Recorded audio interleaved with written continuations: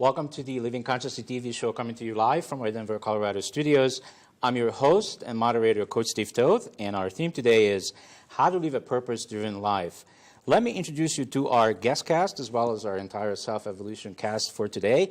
Our guest cast today is Chris Crone, and he's a public speaker, and he's sitting right here next to me. Welcome to the show. I appreciate that, Steve. Thank you very much. It's great to have you. Yeah. And also, let me introduce Nina Ondiver de Rosa. She's on the very right-hand side there on Skype, and she is also part of our Self-Evolution cast, and she's joining us from that really funky town called Las Vegas. Welcome to the show. It is funky. It's funky. It's good to be here. You never know what's going to happen, right? Oh, it's a great Daily. experience. All right, and then also in the middle there on Skype, we have Linda Dyer, and she is also part of our Self-Evolution cast, and she is joining us from the beautiful continent called Australia. Welcome to the show. Yes, thank you very much. Thank you. I love that down and under thing. All right, and then last but not least, Jamie Lerner. She's also part of our Self-Evolution cast, and she's joining us from Chicago. Welcome to the show. Thank you. It's great to be here. Fantastic. And my leading question, of course, is to our guest, Chris. So, Chris, do you feel that everyone in their lives these days, do you think they all interested in being awake and being conscious on the planet? What do you think the percentage of people? I personally, I don't actually think that we have a lot of consciousness going on, Steve. I think there's so many ways for us to self-medicate. There's so many ways for us to drink our sorrows away, and there's so many addictions that provide distractions, and there's social addictions, and there's all these things that can actually keep us from maybe asking some of the deeper questions of life and then figuring out how to live what you just called a purpose-driven life. You know, I think that society imposes on people all across the world these norms and standards of what we should do and what we, you know, how we are to live, that a lot of times we're just living someone else's programming, and we haven't ever stopped to really investigate it and to find out, wow, are these thoughts really true? Are these beliefs that I actually really want to herald, and is this the way that I want to live? Yeah, great. Do you feel that everybody on the planet has really a purpose? Like when they are born and come into this existence, do they have a purpose? Well, I would say yes, and I would say that if every person I've ever met in my life, it's very apparent that they have unique gifts, unique talents, unique abilities that are really they're special. They're unique just to them. And when I think about that, I think, wow, if we each have our own purpose, then we can use these gifts and abilities and touch other lives, serve other lives. My experience is that when we know what our purpose is and then when we live it, we become fulfilled. And of course, the world would say that, hey, fulfillment comes when you have a nice house and you drive a nice car and when you live the dream life, so to speak. But my experience is that you can never get enough of what you don't need. And what you don't need can't satisfy, so instead you go after you find fulfillment when you're actually living this higher purpose. Yeah, got it.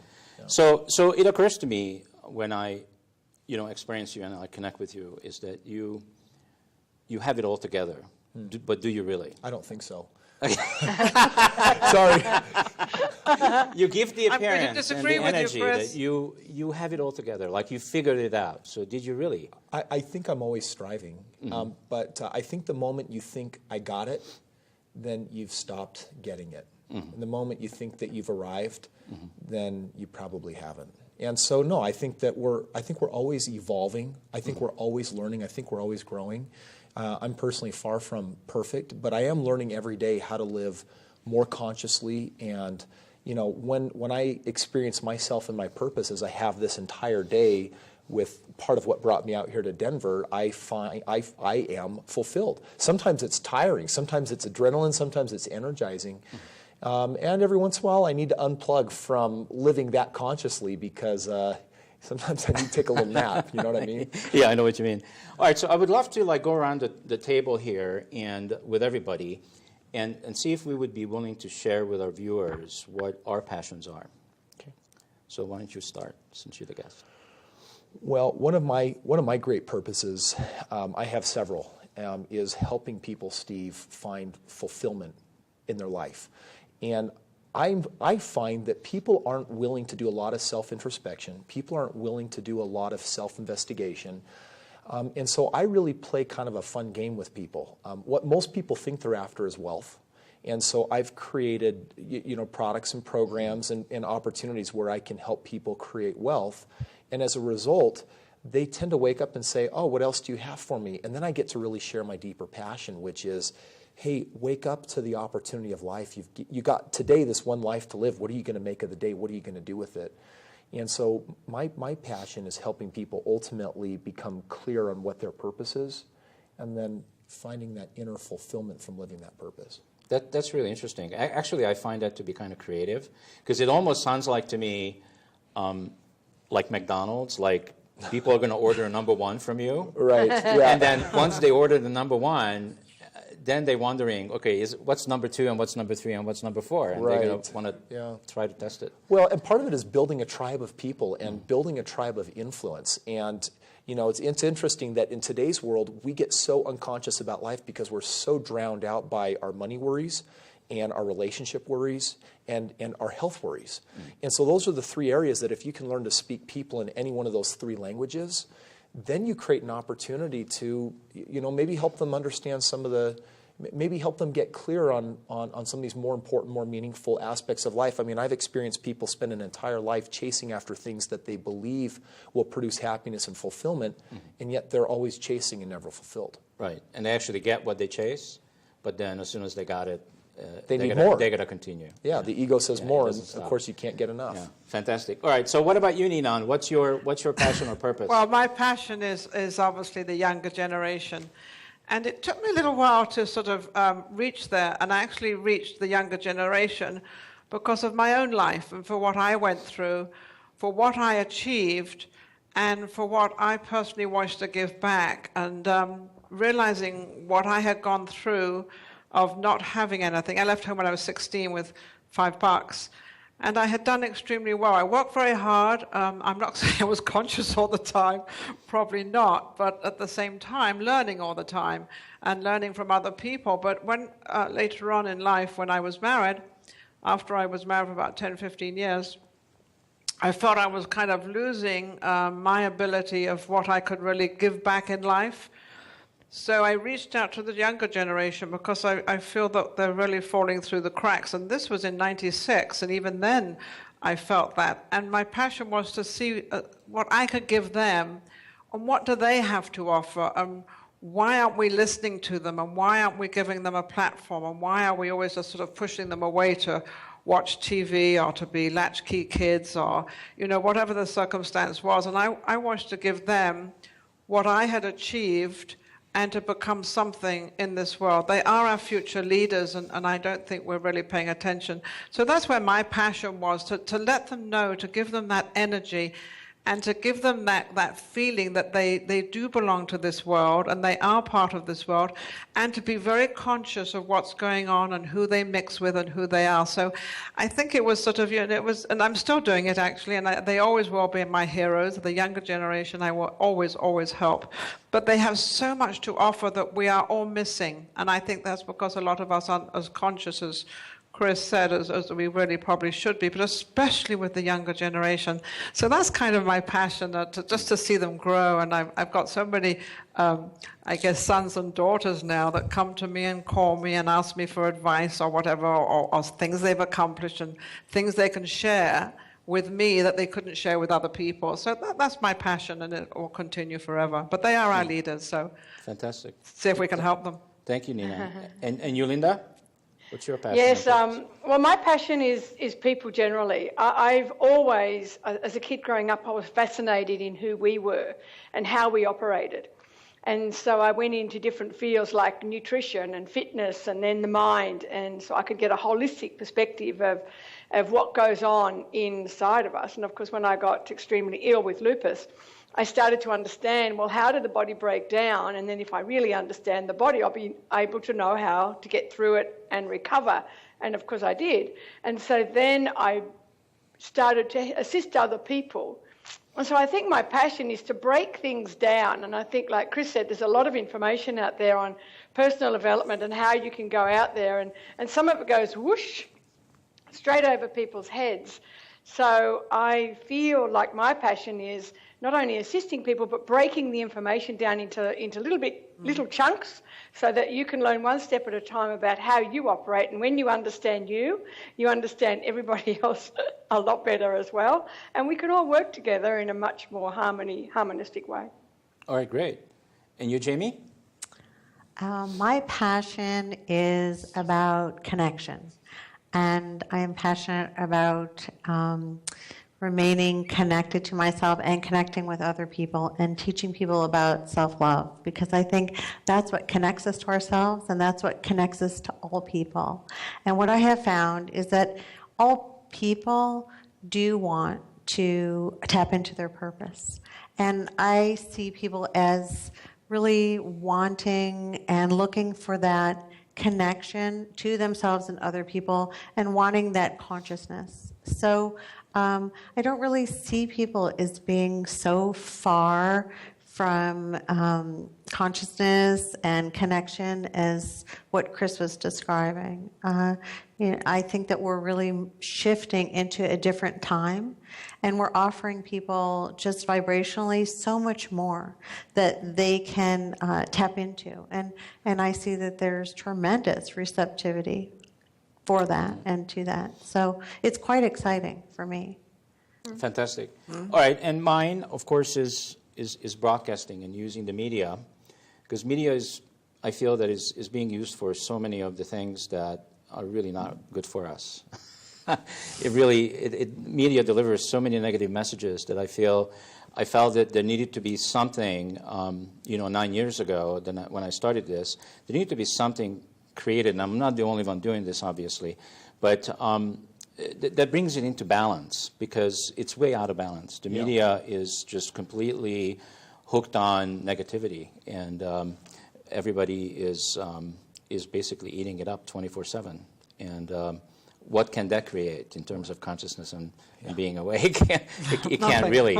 So I'm really passionate about delivering this message, and the message that we are really, in terms of evolution, I think we are done in terms of how we look. Our look as human beings aren't going to change. Not going to grow a sixth finger? Yeah, we're not. I think we're done. That's so funny. So I think what there is to do now is to get involved. All of us need to get involved in helping each other to go inside of us and really figure out who we are, why did we come here, and when we live from that place, then we're really going through evolution of humankind. It's so beautiful when you actually get to experience someone in their purpose. You get to experience them in their brilliance. They get to challenge. They get to raise the bar in what they do. Maybe it's the way that they sing or play a sport, or maybe it's the way that they serve and they help people. And when you experience someone like Mother Teresa in her brilliance is doing what she's doing, or you take a look at Bill Gates with Microsoft, and that man is following his passion, he's following his purpose, and now as a byproduct, he gets to take care of people in all sorts of nations because of what he's been able to build and create, and people like that are mentors for me, because when they're who am I to say what path someone should be on or shouldn't be on? But when someone knows what their path is, when they're connected to who they are as a person, and then they're living that path, I don't think there's anything more beautiful than actually witnessing someone in that beauty. Yeah. And I when agree. it is their passion, it's inspired action, and it's so effortless. Yeah. It just flows through someone. So, I think that we can really identify a passion as something that's just effortless and flowing and just feeling so natural to us. It's absolutely. life-giving. So what I noticed all of us sharing is that every one of us, communicated something where it's not about us. Yeah. And that's the common theme that I've noticed, that it's all about we all contributing something. There's something bigger than us that's calling us to be who we are. Yeah. Do you feel that? Well, Ninon said something I really like. She used the word platform.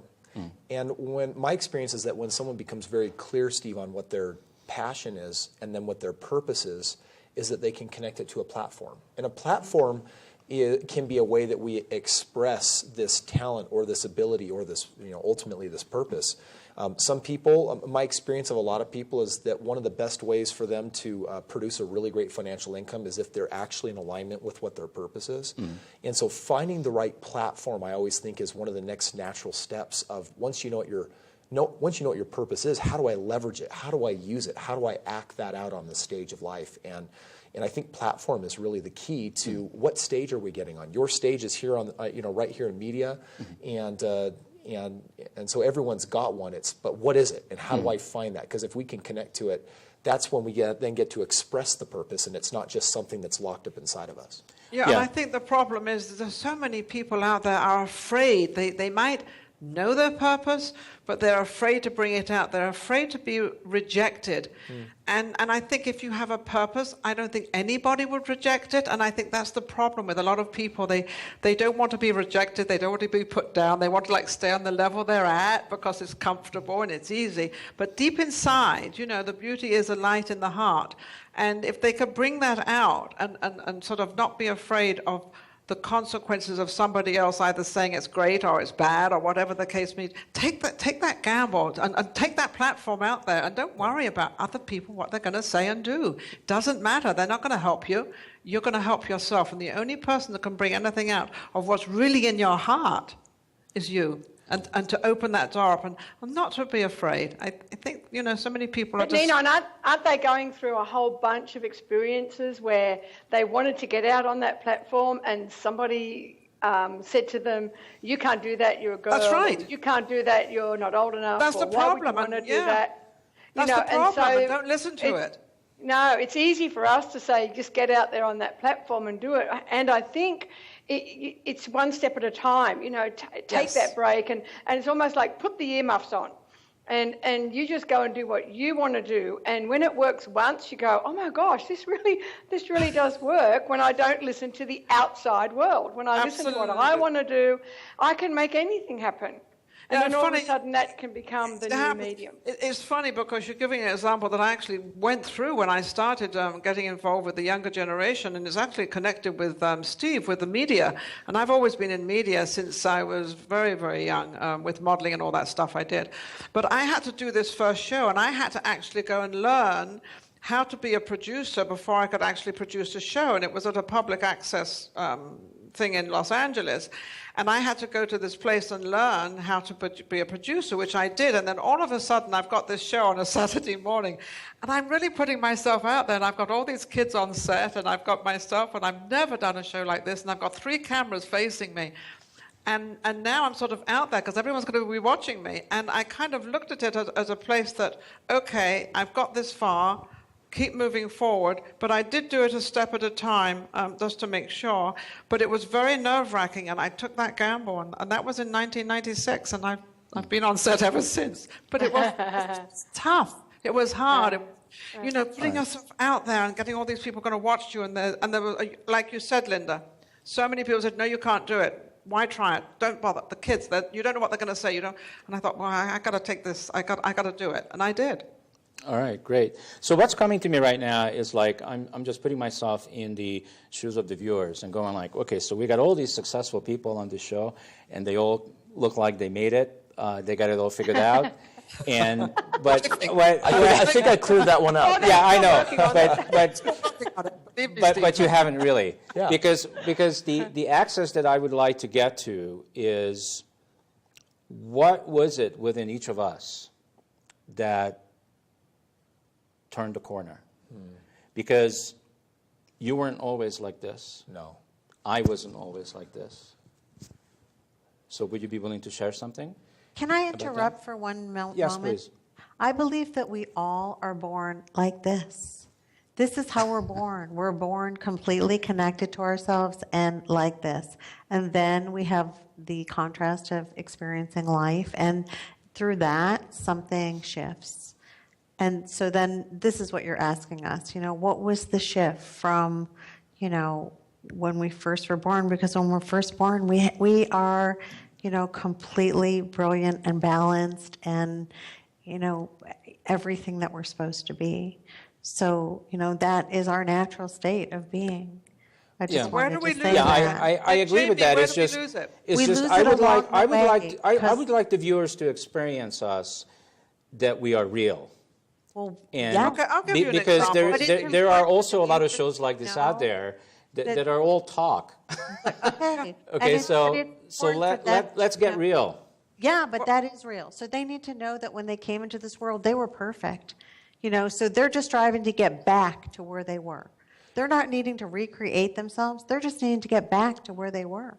You know, So, But a lot of them don't know that. They don't know well, that's where they were. just what I would like to say to the viewers, that you were born perfect, and you lost your way, and as we all did, and we found our way. Somehow, we're still finding our way to get back to Yeah. So where we actually came here. yeah. So Jamie, but listen to me for a second. Okay, so there's somebody watching out there right now that's completely broke. They just Yes. lost their home. Yes. And they can't figure out how they're going to eat today. I understand. And that. if you say that sentence that you just said to them, guess how they're going to receive that? How do you think they're going to receive it? I'm not sure, because it's so important for them to know that, they are just getting back to where they were. I mean, this natural state of well-being that we're all born into, all of us. So Jamie, what I like about what you're sharing is I agree with you, by the way, very much. I feel like at some point something happens in childhood where we become very broken. And maybe it's so many times of being told you can't, or you're worthless, or you're not able to, or you shouldn't do this, you shouldn't do that, you're not smart enough, you're too fat. Yes. That's not even the message that is even sometimes verbalized to us. It's that as children and as adults that haven't yet even developed abstract thinking, young adults, we're learning how to process life. And if there's one thing I believe about young children, it's amazing what terrible interpreters they are. I come home from work, and I've got my little 3-year-old daughter that wants to crawl up on my lap. Maybe she's excited to show me her Band-Aid or something from an owie. And I'm finishing a text, and I just say, Livia, 1 second. And my body language puts this hand out, and she looks at the hand that says stop, and all that she interprets in that moment, an unconscious moment for me, because I just want to, is rejection. Yeah. And she gets to choose what belief she takes away. And she might say, Daddy doesn't love me, or maybe it's I'm not lovable, or I'm not worth it. And it's so easy for that to happen. I almost think that it's inescapable, but this journey back to this wholeness, this journey back to perfection, the journey back to original spirit, to who we are, Yes. that's part of what the path of purpose is. You asked That's Steve right. what what one of those very real moments for me was when I woke up. It was a moment when, as an adult, not as a child, I came home and I found my wife in absolute tears and completely disappointed in me as a provider. We were in college, and I was doing my best to both work a full-time job and go to school, but coming home and knowing my wife had balanced the checkbook, and when she looked at me, and in complete tears when she said, Chris, we can't pay for tuition in 3 weeks. And Chris, we have rent due in 5 days, we can't pay it. But it's when she turned to me and she said, I did not have money to go grocery shopping today. It was in that moment that I chose to take on a belief, because I felt so broken, I felt so small, unworthy, and pathetic, that the thought that I had was, I'm not good enough, I'm not worthy to have this woman as my wife, and I'm certainly not worthy as a provider. I know that that is not true, but that is the message that I took home. And it was such a pivotal moment for me, because out of an energy of fear, not love for myself, out of an energy of fear, I began acting upon that negative belief, saying, I have got to break this pattern, because I don't want to come home and ever find my wife this way again. And it put me on a path where I wanted to be worthy, and I wanted to be whole. So I actually put myself on a journey of creating millions of dollars, until it wasn't my wife that said you did good enough. It was till I could look at myself in the mirror. Yeah, because you went back to your childhood of the rejections you had, like you did to your 3-year-old daughter, when you didn't mean anything by pushing your hand away. You just wanted to finish what you were doing, but you understood it and she didn't. So she took it as, oh, he doesn't have time for me, because she doesn't know what you're up to. She has no idea, and she knows you're the dad, and you're going to, take her in, and you didn't. And when you keep doing that, so when you had that moment with your wife, it took you all the way back to the rejection of when you were a child. Yeah, that's exactly right. And so that's kind of beautiful, is that these patterns, they keep manifesting until we recognize them consciously, and then we break the pattern. It's when we recognize, wait a second, this belief is probably more true to the root word within the word belief of lie. This isn't true. It's not that I'm unworthy. What can I do to shift and change out of the situation to recognize this higher truth? And it's when we're living that higher truth that we become more in alignment with our purpose. We see more clearly, and then we have the ability to start living like this really awesome, amazing life where we're completely in control of how we feel, how we choose to perceive our world. Yeah. Well, yeah, So connect that to what I said earlier, is there's a viewer out there that just lost their home, and they got a family, and they don't know how they're going to feed them. So connecting your share with that, I feel there could be a message there. For that, there is a big message there. For that man or the family or the entire situation, because everything happens. I believe everything happens for a reason, and we either are ready to receive the message or we're not. I think sometimes that people that have lost a lot of jobs in high-end jobs and different jobs they've had, I think they've got to become humble again, because there's a lot of jobs that they could get out there. Well, not a lot, but there are jobs you can get out there that maybe a waitress or maybe doing something that is absolutely below you totally, because you've always been on this high pedestal. So I think you've got to come into reality and start being a little humble and realizing where you've got to maybe start again or whatever. Have you done that, Nina, personally? Yes, I definitely have. Okay. Yes, I have. Yes, I did that when yes, I did. Why don't you just share that instead? Well, I could share that, but what I was going to share was something else. Was we were talking about, when we have these ideas, the reason I went ahead with what I was doing when I had all these kids on my set and everything, I had actually put them all in a position that they were now being part of me, and how dare I let them down? So I was kind of obligated to what I had created, and I was nervous because, let me tell you, when you get on that set, and I don't know if you do, Steve, but when you get on a set, you do have these little tummy things, and you do get nervous, and you think, oh, can I do it? And this, but because you're so obligated that you actually take charge of that within you, because you cannot, for yourself, let all these other people down. It's like letting your crew down, letting these kids down, because all of a sudden you are nervous. So you make your strength by fulfilling your obligation and what you've done and what you said you're going to do. And that's like you, Chris, when you go on stage, you can't suddenly turn around and say, well, I'm not going to go on stage because I'm nervous. You are obligated to do that to all those people out there. But I think it really starts with the relationship that you create with yourself. I mean, it's got to start there. Oh, absolutely. And I think this whole notion, I think people really, part of their purpose is to feel whole.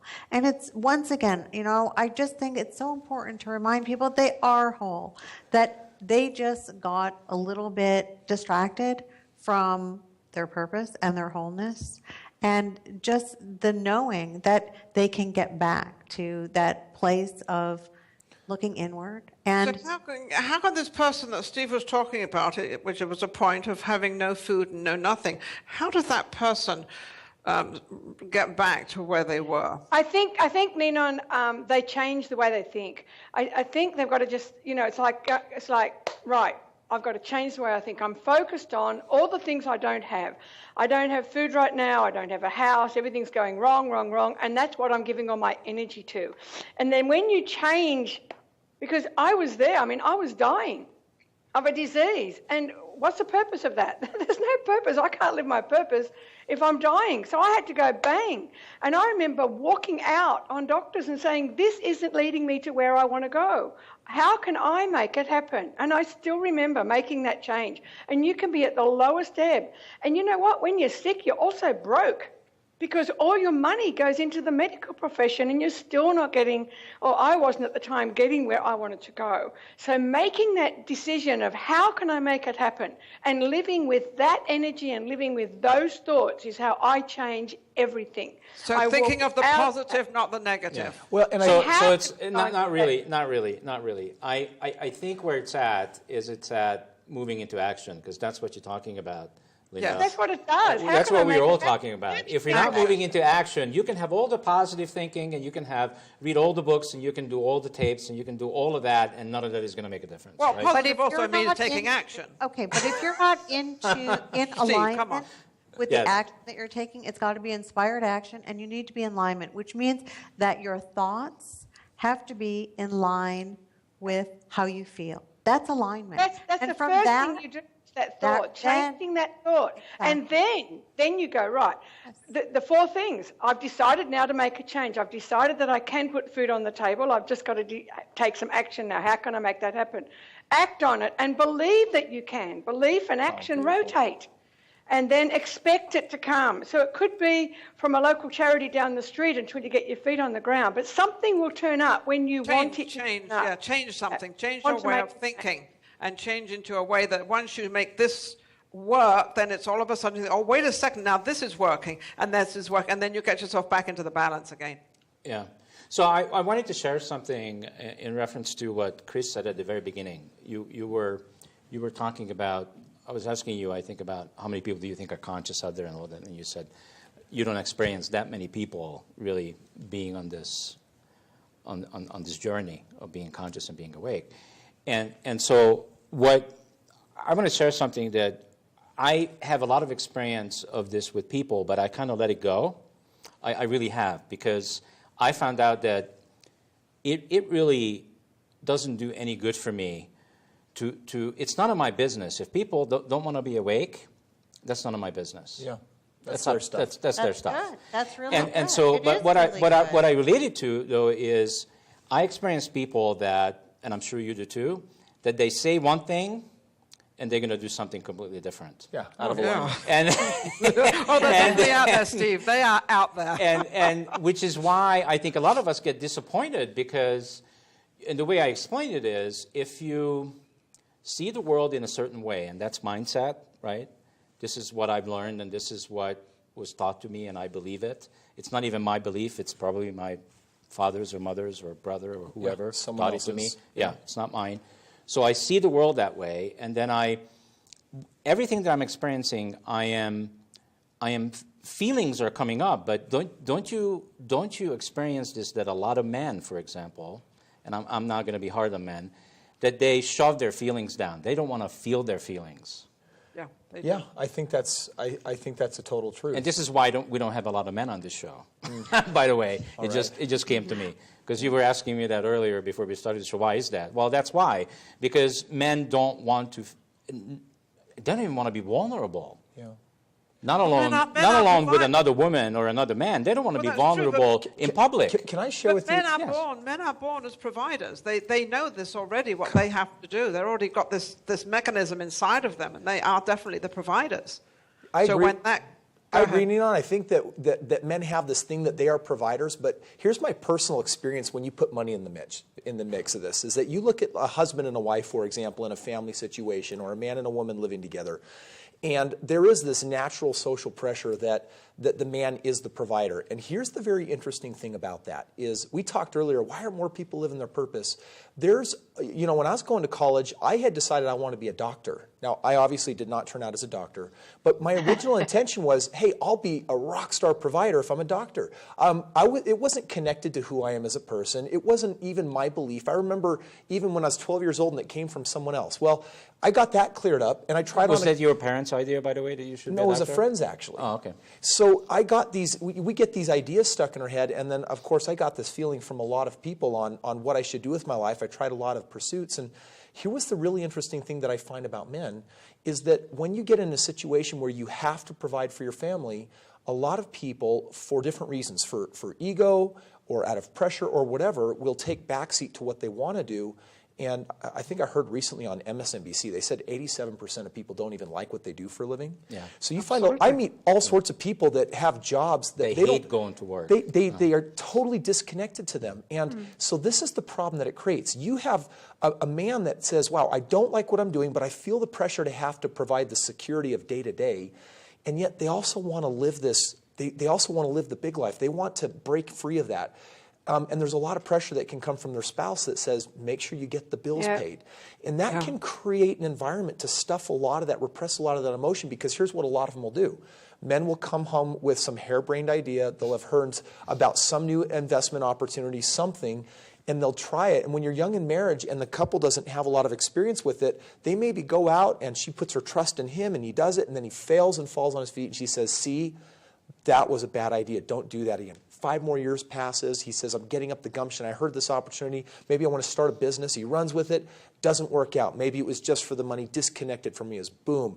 And the lesson that's learned is stuff that down, repress that, don't play with that. And so I think money is a big part of what stuffs that emotion, because I personally know what it's like to be a man and feel like a lousy provider. It's a really horrible feeling. And yet at some point that has to be overcome. And all I know is that when it's in conjunction with your purpose and you come into alignment with that, that sometimes it doesn't even matter the amount of money you're making as long as you can feed your family, because all of a sudden you're on cloud 9. And being on cloud every 9, doing what you love every day, is a beautiful path to experiencing your highest level of potential. Yeah, now I got some insight into maybe why man has midlife crisis. Because doing that stuff, what you just described, for so long, it gets to the point where you can't do it anymore. Yeah. It just bursts, and you just have to get free. Yeah. From all of it. I think it's harder for a man when he doesn't succeed with a beautiful idea he's come into and it doesn't work than a woman. A woman seems to be able to cope with an idea and it fails. She kind of moves on and, well, we'll try something else and we'll do something else. Whereas when a man is providing and he's trying to make this money and he comes up with this incredible idea and he failed around all his men friends and his wife and everybody, I think he kind of goes into seclusion and thinks, and feels bad about himself again, whereas a woman doesn't feel so bad. And that's reasoning why, because he's the provider and he's got this thing in him that he's got to make this certain amount of money to take care of his kids, his wife, and the car and the payment and the loans and all this stuff, and he fails and he just feels like he's a failure of something he wants. How can a man change that, Chris? I think actually, so I love what you were sharing earlier. All of you women, actually, it was just so beautiful to hear you talking about that. Hey, you get to reconstruct your life. You get to choose your thinking. And I really think that it goes beyond choosing a positive thought or a negative thought. I actually believe, my experience of me is that I get to choose my thoughts. My thoughts happen to me, but I can consciously choose which thoughts to dwell on, or to receive some inspiration and dwell on a thought, or build an idea. It's like I get to be the co-creator of my life. I've been given this life, this opportunity, and what I create with it, when we're consciously living, we get to choose our thoughts. We get to choose what we create from this life. That's actually our responsibility. That is our personal, individual responsibility, each and every one of us, I feel. Including managing the chatter. That's it. But even That's Chris, it. Chris, do you feel that you're more able to choose what you want to do and how you want to do it because financially you're very stable? You started out very young and did very well, and then you actually climbed the ladder very fast. There's not very many people your age that have the amount of money you have. But do you feel right now that the things you can choose and do is because of your financial background or because of your being or who you are or what you think? I think it depends if we're talking about a destination or we're talking about a journey. I mean, yeah, at some point you can look back and say, I did it, I arrived, I achieved. Maybe I retired, maybe I have all the money that I need, I have enough. But even before I had any of that, I still had the control over my thoughts, that when I was in the progress of moving in that direction, that I could look back at the end of the day and say, wow, I feel so victorious. And maybe my wife's thinking, what do you mean we're not rich? It's like, no, I don't have to be. I'm on the journey. And when you're engaged in the journey of heading in the direction of fulfilling that potential, then at some point, for me at least, I got to a space. In fact, I want to tell you about a journey I had to make this point. A couple of years ago, I had a couple of very close friends that were losing their very big houses, they were losing their cars, and they were losing these things that had defined them. And it was like this really hard, sad experience for them. And my wife and I, we actually took upon us this opportunity to do something kind of interesting. We turned off all our money valves. And I would watch my bank account over months just drop lower and lower, just living off of my reserves. I turned off all of my investments. I really wanted to know what it was like to experience that feeling of loss or maybe the fear, because I have this belief that I can either be compelled to change or I can choose. So I remember I got to the point where I had like $30,000 in my bank account. And all of a sudden, I noticed all the fear welling up, and I thought, oh, this is really fascinating. Wow, that's what that feels like. Okay, well, what do? You know what? You've got to overcome that with faith and belief. Okay, so I'm going to do that. So then I kept going. I got to the point where I had less than $2,000 in my bank account. And I discovered something really beautiful. I discovered a couple of truths. One of the truths that I discovered was that no matter what, I had the wherewithal to make sure that I had shelter for my family. Yes, And you're that was fine. that was You're powerful. Totally fine.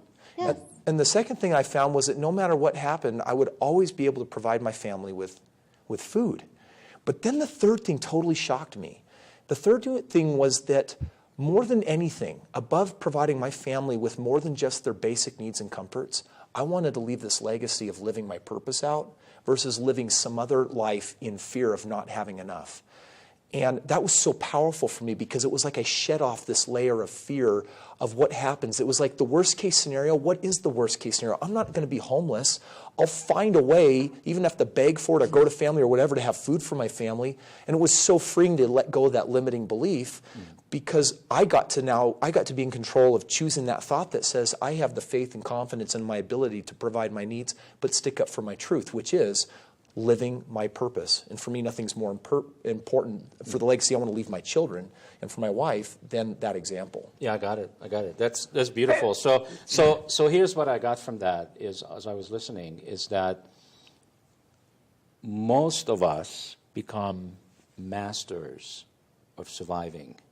Like we get a PhD in how to survive moment to moment, minute to minute, hour to hour, day to day, week to week. Yeah. And a lot of our lives becomes about that. And what's interesting is if I look back in my life, I was always taken care of every day. Yeah. Every day. I never had to worry. And I don't anymore. Because it doesn't matter what happens, I'm going to have a cover over my head. I'm going to have food. My basic needs are going to be taken care of. Met no matter Don't what. Don't worry about that. Yeah. Yeah. Which gives you the freedom then to access, who am I? Why did I really come here? And what am I supposed to do with my life? Yeah. And if Is we're that- just is that where busy, the saying- yeah, go ahead. Is that where that saying came from? Don't sweat the small stuff? There you go. Yeah, but in most people's lives, including my own, before I became awake and conscious, that's what I was doing. I was worried about, what if I won't have food or I can't feed my kids, Don't worry about that because it's always handled, always. But how does this person that you said at the very beginning, Steve, how does this person that is worrying about it, how does this person get out of that fear of not having food when you don't have to have that fear of not having food? How do they get out of that? Well, I think the way they get out of it is that the fact that that's happening, whatever it is that's happening in our environment, and even if it's negative, it's actually good news. And I have proven this to myself on many occasions, including when I was fired from a job. At the time when I was fired, I thought it was detrimental, Yeah. And actually it was the greatest thing that happened to me. And Sometimes, though, what we're experiencing has nothing to do with our now. So sometimes a fear of not being able to put food on the table or hold a job really is an old vibrational feeling that doesn't have to do with our now. And it's important to ask yourself, does what I'm feeling right now have anything to do with my life right now? And a lot of times it does not. That we have it's kind of like we tap into something that's old. Well, from our old souls. That's from our old Well, souls. just That's something even maybe we from- lived through before. Or even something we lived through earlier in our lives. But Yeah, it's something else. doesn't have anything to do with our now. So to try to, kind of do a fear check, like, is it real? Or is it just some old vibrational resonance that, we need to, we need to work through? And I think that that's Get important. hold of ourselves. Yeah, well, get hold of us, check ourselves in. that's all about ego, and do we know how to manage our egos or not? Because if I give you the key to my ego, the ego is going to run with it, and guess what? There's trillions of pieces of data in our minds, in our memories, and it's going to create all kinds of things that are illusions. They're not even real, right? Yep. I mean, the only thing that I have proven to myself through my own experience is the only thing that's real is right now. Yes. That's all Yeah, that is real absolutely. right now. And if you're connected to yourself right now, there is no fear, because through our connection, there's no fear ever. So fear is a disconnect from from ourselves yes, and from the yes. source. Yes, yeah. Fear but fear Totally. itself. Totally. They So- say that 1 teaspoon of fear, it means we've evaporated our faith. So just 1 teaspoon. So next, when you become fearful about something, so next, how can I believe that this is going to change, that I can make this So don't you think, Chris, so talking about the family that we keep talking about, don't you think when that man realizes that, I'm really fearing for our lives right now because I don't know where the next. Actually, I think I saw some statistics recently that there are more than 40 million people at any given time in our country that don't know where their next meal is going to come from. So this is not like an unusual thing. No, it I think it's a very it happens real. daily. Yeah.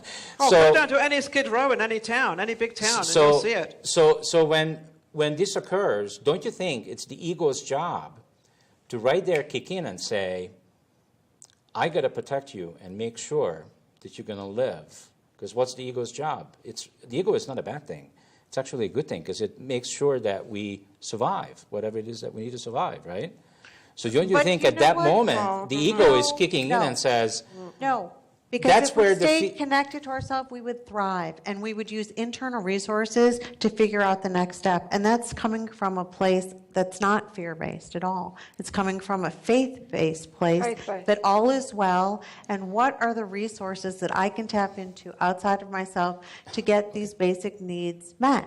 And when people start navigating from that place of connection, that point of connection, they find all kinds of resources out there that can assist them. Yeah, you just said something beautiful. Get outside of myself, my own self. Get outside of that and stop thinking about myself and how sad I am about what I'm not doing or I should be doing. And get out of that and start, moving that's forward. ego. That ego, your That's ego. Yeah. well, get but rid if, of the if ego. we don't have a way to distinguish ourselves from our ego, like when people believe that who they are is their ego, there's nothing I can do for them. There's nothing you can do for them. It's true. Right? Yeah. Because they just gave control over to The false self. the false self, right? So the only way we can that I can manage this is I have to notice for me that wait a minute, this is what's happening. What's happening right now is what's happening, and what's the message? Can I separate myself from my ego self and say, wait a minute, there is a reason why this is happening, and I can manage this, and I can tell my ego, So thank you. What you're talking about is soothing yourself back into connection. So how can people learn to soothe themselves back into connection so that they can begin to assist themselves? It's That's Drop their ego. really Drop the the most ego. important thing. Yeah, it's really interesting because when we are really connected to who we are and we're connected to that divine source or that inspired place, all the answers we're searching for, I believe, they are within us. They're right there. Absolutely. So if I can Absolutely. shed myself of this false self and this ego and everything that edges God out and just makes me believe that it's all me and it's this whole selfish, if I can push all that out and get really connected to this interconnection and this source that has all the answers, Yes. then I have the ability to actually see the solution that I'm searching for, and I don't have to wade through fear. I don't have to work through all my negative emotions and all my false beliefs. The answer is right in front of me. I just have to be clear enough to see it, accept it, and embrace it. Yes. Clear up that ego and that's it. That's clear your perfect. mind, clear That's everything. perfect. Yeah. Perfect. Absolutely. Yeah. All right, so we're going to be coming to the end of the show here pretty soon. So let's go around the table one more time, and let's see if there's anything that, Chris, you would like to share first about how we can help people to really get that purpose-driven life into action. I think, for me, the path to the purpose-driven life really starts with clearing away all my false limiting beliefs.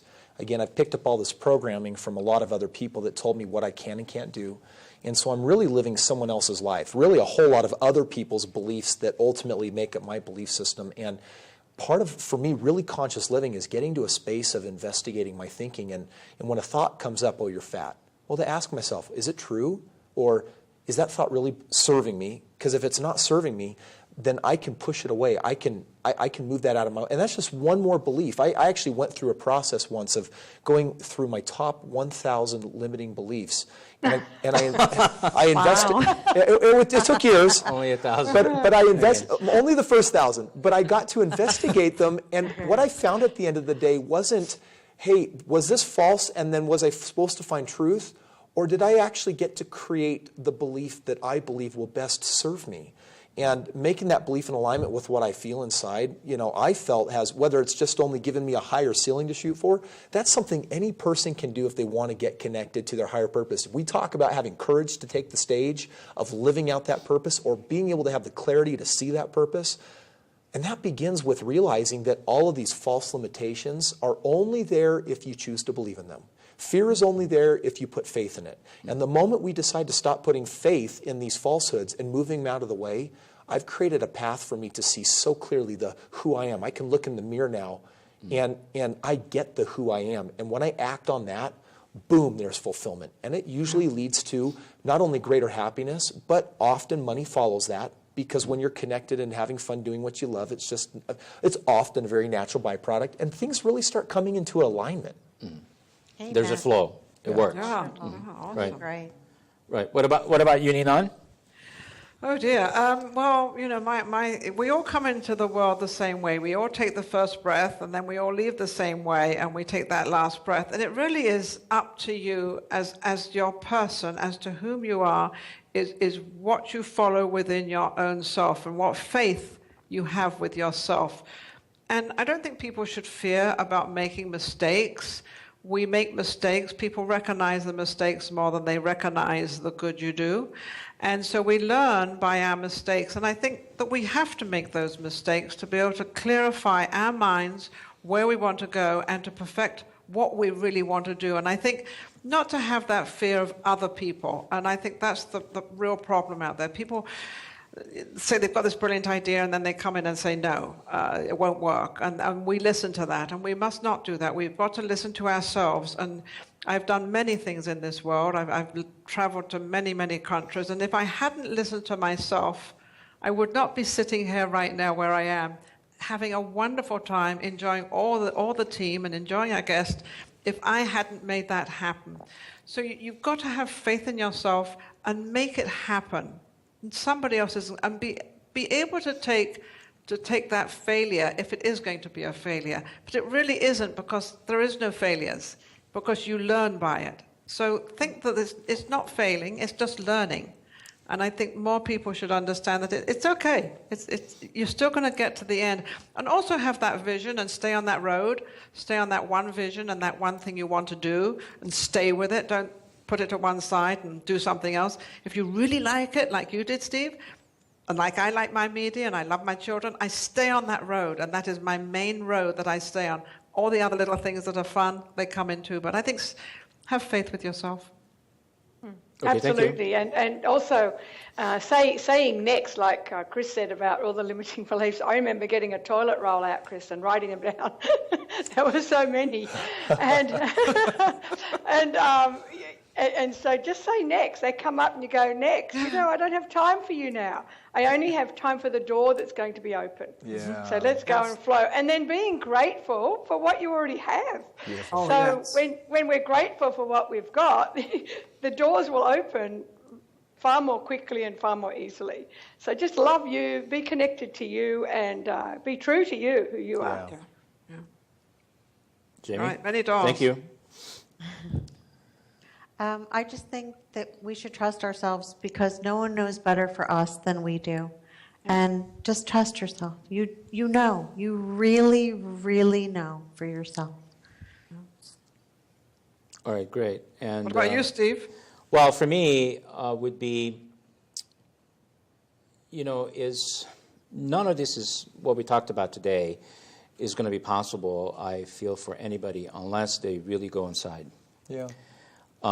If we keep looking out there, and I know that there's, lots of books, lots of tapes, lots of television shows like this you can watch, everybody can watch.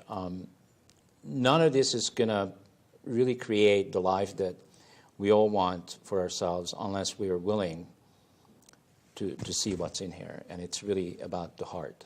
Yeah. For me, it's we got to all learn as part of this evolution how to connect our hearts with our minds. Because I know for me, for a long time in my life, I lived from here. You know, everything had to make sense and blah blah blah.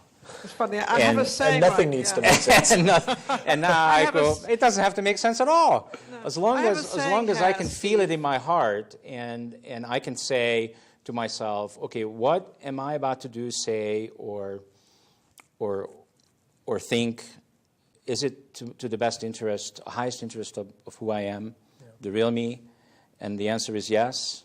Then I go with it, and it flows. If it's a no, it doesn't flow, and the universe shows me, because when things are not flowing, guess what? I'm barking up the wrong tree, right? Yeah.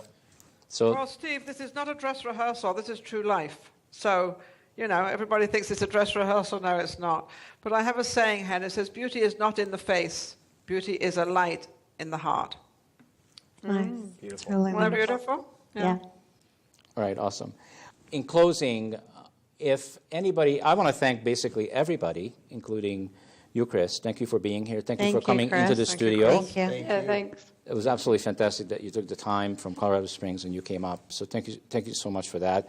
I want to thank to all of our viewers, and also I want to thank everybody behind the glass door. And if you have heard anything today, experienced anything today that touched, moved, and inspired you, please go to livingconsciously.tv and check out our entire shows and also the archives, and be back with us always on Saturday afternoons at 3 p.m. Mountain Time, live right here on Channel 56. Thank you all. I love you Thank all, you. and we'll Thank see you next Steve. week. Thank you, Take care. Chris. Bye-bye.